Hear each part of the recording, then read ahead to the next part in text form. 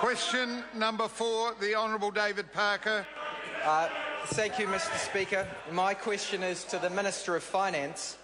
Does he agree with IAG's submission to the Commerce Commission that, and I quote, there is real potential for major banks to begin underwriting their own general insurance products and to compete directly with the incumbent insurance companies at the underwriting level as they already do at a retail level of the insurance market? The Honourable Bill English. Mr. Speaker, I have no responsibility for their opinion, but I can give the member the benefit of the experience of watching and working closely with the Reserve Bank to reduce the risks of our banking system to the New Zealand taxpayer. It has been 3 or 4 years. That's 3 or 4 years where capital requirements have been increased, the core funding ratio has been increased, and we've brought into place an open bank resolution system. The idea of a bank taking on more insurance risk is about the dumbest proposal that could possibly be made in the light of the events following the global financial crisis. And the member should think very carefully before putting forward a policy that heads in exactly the opposite direction that every other country in the world is heading. Supplementary, Honourable David Parker. Am I correct then to infer that he doesn't support the creation of a Kiwi Bank-style insurer to serve New Zealand consumers, which would reduce the dominance of overseas-owned insurers, keep profits in New Zealand, bring added competition, flexibility and choice for New Zealanders? Honourable Bill Mr. Speaker, English. that's exactly the misleading pitch around this proposition. If there's one thing every taxpayer in the developed world now understands, but the Labor Party doesn't, and that is that the risk would be on taxpayers. So taxpayers in Ireland, Spain, the US and the UK, and a $1 billion impost on New Zealand taxpayers arises exactly from financial institutions taking too much risk and loading it onto governments.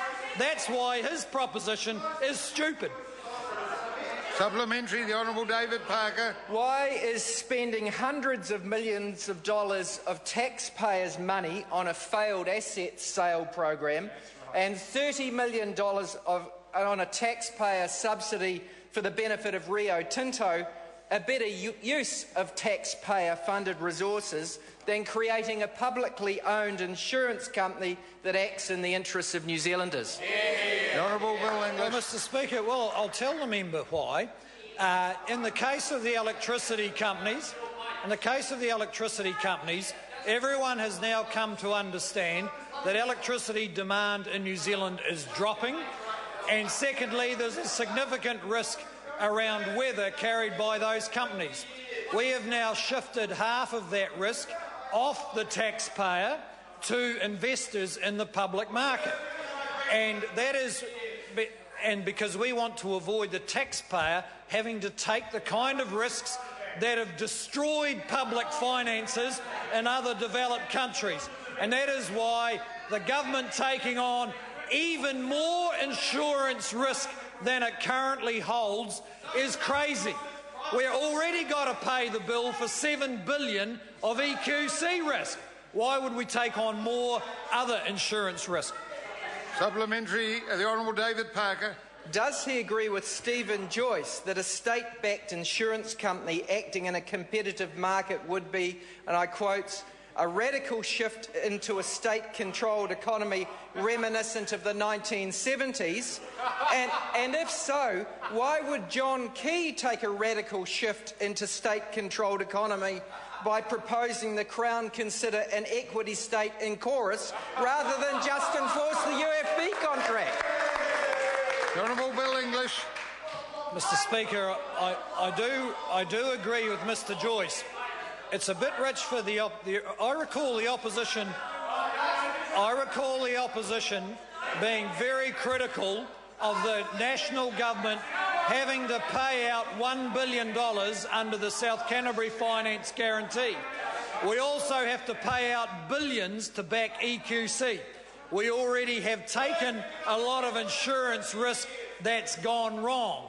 And that's why I support Mr Joyce's view, because there are international markets and insurance companies who are better able to manage insurance risk. And in the last 5 years, we've had plenty of examples of why the government and the taxpayer is not in a good position to manage that risk or pay the bills when it goes wrong. It's a dumb idea. Supplementary, the Honourable David Parker. Why would John Key take a radical shift into a state-controlled economy by proposing the Crown consider an equity state in chorus rather than enforce the UFB contract? Honourable Bill English. Mr Speaker, first of all, the Prime Minister hasn't proposed that. Secondly,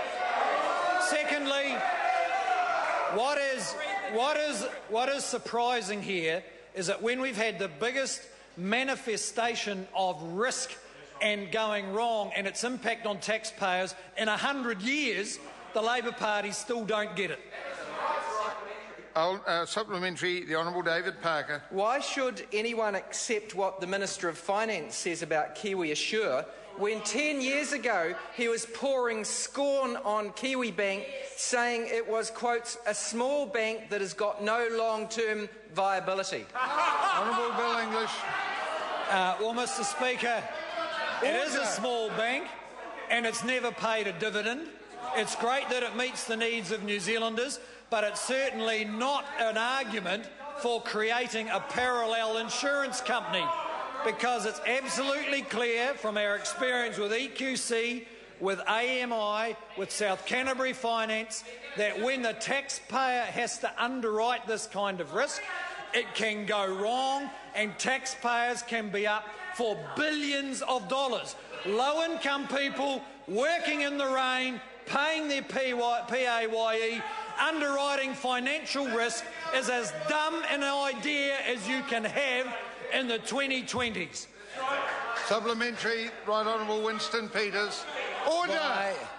Why would any sane New Zealander believe that last diatribe, given just 10 years ago, when the Cullen Super Fund was announced, he said the very same thing about that, then went down just last week to his 10-year celebration and humbly had to admit what a fool he was. Honourable Bill English.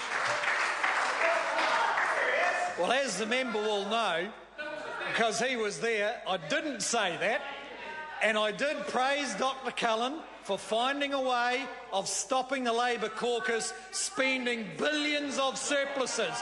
And if Dr Cullen had been there, he would have said that's why he set up the Super Fund, to protect New Zealand from the Labor caucus. Question 5, Materia Ture.